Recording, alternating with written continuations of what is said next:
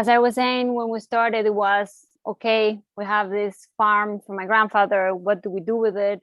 We have to start with specialty coffee. That was something we knew. And at the moment, it was only like, okay, let's take our coffee, try to sell it in Europe. I was, let's say, relatively straightforward.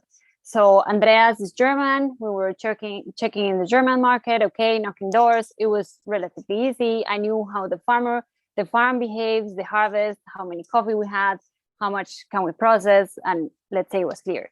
As soon as we start growing, I come from, as I said, Armenia. It's called the coffee axis.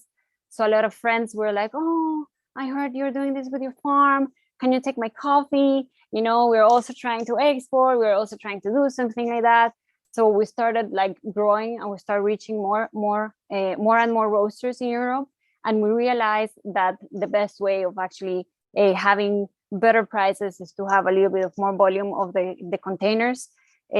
So it was a way that Andreas was talking with the roasters, like, okay, let us know what's your yearly planning. Okay, how much do you want to have of, let's say, a more conventional but still very good coffee? So he was planning also kind of like in an Excel, like, okay, this roaster wants 100 bags, this roaster wants 50 bags of this farm, this coffee. And then he was telling me, like, Maria, this is what we have to plan for the year. So I was checking with the farmers, with the harvest, and we were, let's say, somehow handling. But at the same time, being in Colombia, like with all of this new process, specialty coffee, natural fermentation, competition coffees. So we were also focusing on, okay, let's take this micro lot and stuff here from the exporting side.